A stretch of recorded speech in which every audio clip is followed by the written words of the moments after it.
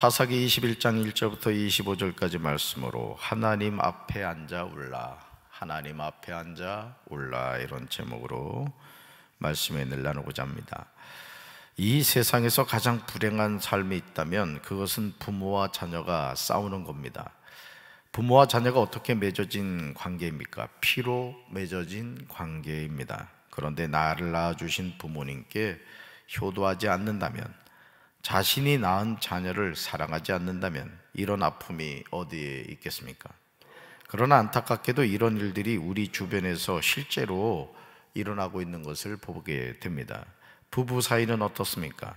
한 남자와 한 여자가 결혼을 통하여 한 가정을 이루고 살아가는데 남편과 아내가 서로 잡아먹지 못해서 으르렁거린다면 이런 안타까운 모습도 없을 겁니다. 그러나 안타깝게도 이런 부부가 우리 주변에 존재하는 것을 보게 됩니다. 형제 자매는 어떻습니까? 한 부모 밑에서 태어났는데 남보다 못한 관계가 적지 않죠. 왜 이런 일들이 우리 삶에 일어나는 것일까? 우리는 어디에서부터 이런 잘못된 관계를 통한 아픔과 고통을 겪으면서 살아야만 하는 것일까요? 이런 문제를 해결하는 방법은 없을까요? 정말 하나님의 도우심과 은혜가 필요합니다. 사사기 20장에 나오는 이스라엘 자손과 베냐민 자손과의 싸움은 정말 있어서는 안 되는 일이었습니다. 왜냐하면 이스라엘 자손과 베냐민 자손은 모두 아버지 야곱의 자녀들이었기 때문에 그렇습니다. 다시 말해서 형제였다는 말이죠. 그런데 죽고 죽이는 것을 보게 됩니다. 사실 이 일은 이렇게 확대될 일이 아니었습니다. 베냐민 자손이 이스라엘 자손의 말을 듣고 기브아에 사는 불량배들을 이스라엘 자손에게 넘겨주면 되는 일이었습니다. 이스라엘 자손이 이렇게 말한 이유는 간단하죠. 우리가 기브아에 사는 불량배들을 죽여 이스라엘 중에서 악을 제거하여 버리게 하겠다는 거죠. 얼마나 정당한 요구입니까? 그러나 베냐민 자손은 오히려 그들의 형제 이스라엘 자손의 말을 듣지 않고 성읍들로부터 기브아에 모이고 나가서 이스라엘 자손과 싸우고자 하는 거예요. 정말 정당한 요구를 했고 그 불량배들만 베냐민 지파가 내주기만 했다면 이 문제는 거기서 일단락 되었을 텐데 오히려 전쟁을 하겠다는 거죠. 그리고 이 전쟁에서 초반에 베냐민 자손이 압도적으로 승리하죠. 무려 이스라엘 자손 4만 30명을 죽입니다. 형제가 형제를 죽이는 동족상잔의 전쟁을 하게 된 겁니다. 그러나 베냐민 자손이 언제까지나 승승장구하지는 못했습니다. 이스라엘 자손이 전열을 정비하여 베냐민 자손 5만 100명을 죽입니다. 이제 베냐민 지파가 완전히 없어지게 된 것입니다. 이 모든 것이 베냐민 자손의 그릇된 결정 때문이었습니다. 이스라엘 자손은 분노하여 베냐민 자손에게로 돌아와서 온 성읍과 가족과 만나는 자를 칼날로 치고 닥치는 성읍은 모두 다 불살라버립니다. 아주 분노가 엄청났던 거죠. 베냐민 자손들이 불량배들만 내어주었다면 오히려 이스라엘 중에서 악을 제거하여 버릴 수 있는 천우신조였는데 오히려 그 기회를 놓침으로 말미암아 한 지파가 망하게 된 겁니다. 사사기 21장 1절을 보시면 이스라엘 자손이 얼마나 베냐민 자손에 대해서 분노했는지를 알 수가 있어요. 우리 1절 말씀 같이 읽습니다. 이스라엘 사람들이 미스바에 맹세하여 이르기를 우리 중에 누구든지 딸을 베냐민 사람에게 아내로 주지 아니하리라 하였더라. 아멘. 이스라엘 사람들이 미스바에서 우리 가운데서는 아무도 딸을 베냐민 사람과 결혼시키지 않도록 하자고 맹세를 합니다. 베냐민 자손에 대해서 정남이가 완전히 떨어진 거죠. 오만정이 완전히 사라졌습니다. 그러나 형제는 형제일 수밖에 없는 것을 보게 되죠. 2절과 3절을 보시면 이스라엘 자손의 복잡한 심경이 나옵니다. 형제가 형제를 칼날로 죽일 때 어찌 기쁘겠습니까? 2절과 3절 읽습니다. 백성이 베델에 이르러 거기서 저녁까지 하나님 앞에 앉아서 큰 소리로 울며 이르되 이스라엘의 하나님 여호와여 어찌하여 이스라엘에 이런 일이 생겨서 오늘 이스라엘 중에 한 지파가 없어지게 하시나이까 하더니 아멘. 베냐민 지파를 제외한 이스라엘 다른 지파들이 베델에서 저녁이 되도록 하나님 앞에 앉아 소리를 높여 크게 통곡하며 울부짖었습니다. 창세기 4장 10절에서 하나님은 의로운 동생 아벨을 시기심으로 죽인 가인에게 분명하게 말씀하시죠. 내가 무슨 일을 저질렀느냐? 너의 아우의 피가 땅에서 나에게 울부짖는다. 형제가 형제를 죽이는 이 모습을 지켜보시는 하나님의 마음 또한 얼마나 아프셨겠습니까? 이스라엘 자손과 베냐민 자손 간의 싸움으로 무려 9만 130명이 죽었습니다. 이방 족속과의 싸움으로 죽어도 마음이 아플 텐데 형제 사이에서 죽인 숫자입니다, 여러분. 여러분, 이 9만 130명이라는 숫자는요, 오늘날로 말하면 아마 수십만 명, 수백만 명에 해당되는 그런 숫자가 될 것입니다. 이튿날 이스라엘 백성은 일찍이 제단을 쌓고 태워드리는 제물인 번제물과 화목제물을 하나님께 바쳤습니다. 그러면서 형제 베냐민에 대한 대책을 세우는 것을 보게 됩니다. 왜냐하면 오늘 이스라엘 중에 한 지파가 끊어지게 된 거예요. 그러니까 림몬바위로 피했던 베냐민 자손 600명을 제외하고는 완전히 아주 다 죽임을 당했던 것입니다. 그런데 문제는 림몬바위에 있는 베냐민 사람 600명이 아내를 얻을 길이 없게 된 거예요.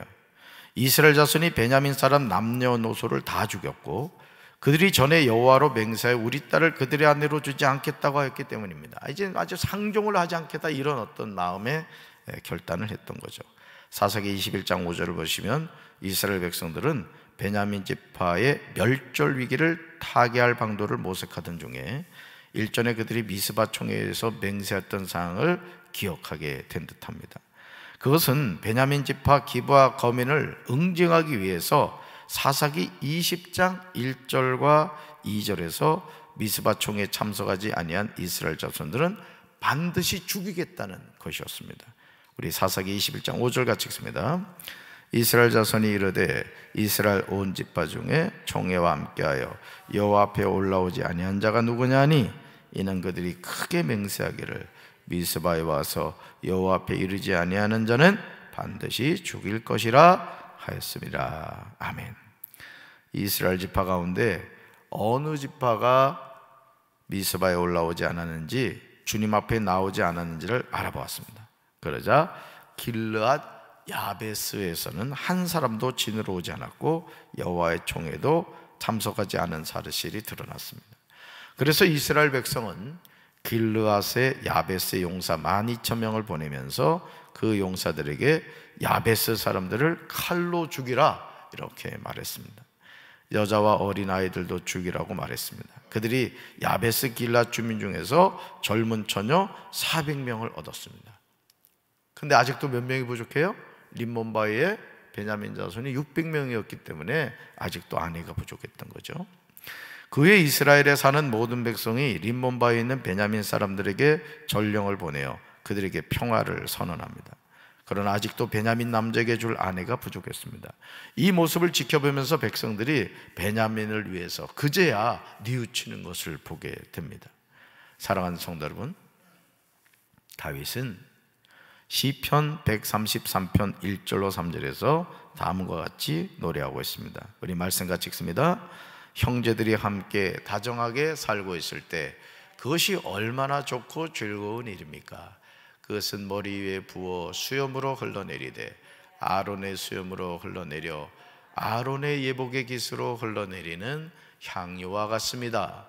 그것은 마치 헤르몬산의 이슬이 시온산 위로 떨어지는 것과 같습니다. 이는 그곳에 여호와께서 주의 복을 주시기 때문입니다. 그리고 생명을 영원토록 주시기 때문입니다. 아멘. 이 세상에서 가장 어리석은 모습이 부모와 자녀가 싸우고 형제와 형제가 싸우는 것입니다. 우리가 살아가는 삶의 여정이 그렇게 길지 않습니다. 서로 사랑하며 살아도 짧습니다. 형제들이 함께 다정하게 살아가는 것이 좋고 즐거운 삶의 모습입니다. 하나님은 그렇게 살아가는 이들에게 주의 복을 주십니다. 생명을 영원토록 주십니다. 이스라엘 자손과 베냐민 자손의 전쟁을 통해서 과연 얻은 것이 뭐죠? 지금 러시아와 우크라이나, 이게 러시아의 일방적인 공격입니다만은 이 우크라이나 전쟁을 통해서 과연 푸틴이 뭘 얻을 수 있겠습니까? 전 세계를 지금 경제적인 어려운 가운데 처하게 만들었고, 수많은 사람들이 지금도 목숨을 잃고 있는 것을 보게 됩니다. 여러분, 결국 이스라엘 자손과 베냐민 자손의 전쟁을 통해서 이스라엘 중에 한 지파가 사라지게 되었습니다. 그러나 그들이 스스로 맹세한 것이 올무가 되어서 그들의 딸을 베냐민에게 아내로 주는 자는 저주를 받으리라고 하였습니다. 이런 가운데 사사기 21장 19절부터 23절에서 묘안을 내는 것을 보게 되죠. 그것은 베델 북쪽에 있는 실로에서 해마다 여호와의 축제가 열리는데, 베냐민 자손에게 포도원에 숨어 실로의 여자들이 춤을 추러 나올 때 각각 하나를 붙들어 가지고 자기의 아내로 삼아 베냐민 땅으로 돌아가라는 거죠. 사실 이건 눈 가리고 아웅하는 겁니다. 이렇게 하면 안 되는데 어떻게든 베냐민 자손들이 새로운 그 가정을 이룰 수 있도록 방법을 강구했던 겁니다. 어쨌든 이스라엘 자손이 제시한 묘안으로 살기 위해서 광야로 도망하여 림몬 바위에 있던 600명의 베냐민 자손이 춤추는 실로의 여자들 중에서 자기들의 숫자대로 붙들어 아내로 삼아 자기 기업에 돌아가서 성읍을 건축하고 거기에 거주하였습니다. 그때야 이스라엘 자손도 그곳을 떠나 각각 자기 지파와 자기 가족에게로 돌아갔습니다. 곧 각자가 그곳에서 떠나 자기가 유산으로 얻은 땅으로 돌아간 것이죠. 여러분, 사사기 21장 25절은 사사기의 결론을 내리고 있습니다. 사사기의 결론, 우리 말씀 같이 읽습니다. 그때 이스라엘의 왕이 없으므로 사람이 각기 자기 소견에 옳은 대로 행하였더라. 아멘. 그다음에 찍으세요. 그때 이스라엘의 왕이 없으므로. 사실 이스라엘의 왕이 없는 것이 아니죠. 그렇죠? 여러분, 이스라엘의 왕은 누구십니까? 여호와 하나님이시죠. 저와 여러분의 왕은 누구십니까? 살아계신 하나님이시죠. 아멘. 사사기 20장 18절, 23절, 28절에서 이스라엘 자손이 하나님께 여쭈었고 하나님이 즉시 대답하셨습니다. 그러므로 이제 우리는 자기 소견에 옳은 대로 행하는 것이 아니라 하나님께 물어야 됩니다. 여러분, 결국 오늘 우리가 기억해야 될 것이 무엇입니까? 하나님은 나의 왕이시다. 하나님은 우리 가정의 왕이시다. 하나님은 우리 교회의 왕이시다. 우리가 이 사사기 말씀을 통해서 그것을 깨달아야 되는 거예요. 아멘.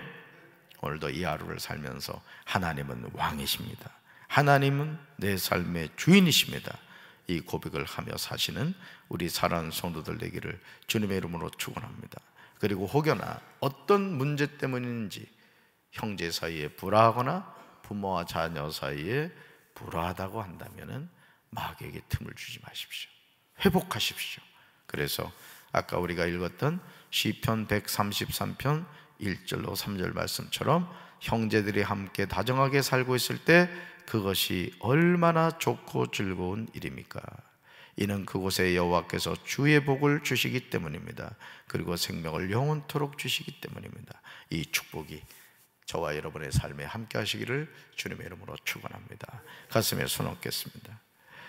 그때 이스라엘의 왕이 없으므로 사람이 각기 자기의 소견에 옳은 대로 행하였더라. 왕이 없는 것이 아니라 왕이신 하나님을 인정하지 않았습니다. 오늘도 우리가 이 세상을 살면서 우리는 마치 김삿갓처럼 오늘은 이고 내일은 저고 내 마음대로 인생을 살아가려고 합니다. 그러나 우리의 걸음을 인도하신 분은 살아계신 하나님이신 줄로 믿습니다. 여호와 하나님이 나의 왕이신 것을 기억하며 부모는 자녀를 사랑하고 자녀는 부모를 공경하며 형제 사이에 우애가 있게 하시고 잃어버린 사랑을 회복하는 가정들이 되게 하옵소서. 어떤 이유 때문이라 하더라도 마귀가 우리 가정을 아버지 하나님 흔드는 그런 가정이 아니라 항상 사랑으로 하나가 되어 하나님께 영광 돌리는 가정이 되게 하옵소서. 우리 교회 또한 평안하여 든든히 세워져가는 교회가 되게 하시고 담임 목사는 성도들을 사랑하고 성도들 또한 담임 목사를 사랑함으로 우리가 사랑 안에서 하나 되어 하나님의 역사를 써가는 기적의 주인공들이 되게 하옵소서. 다시금 간구하오니 강경지방 연합캠프 인말레이시아에 나가 있는 43분의 우리 선교사님들 불꽃 같은 눈동자로 지켜 주시옵소서. 예수님 이름으로 간절히 축복하며 기도합니다. 아멘. 주님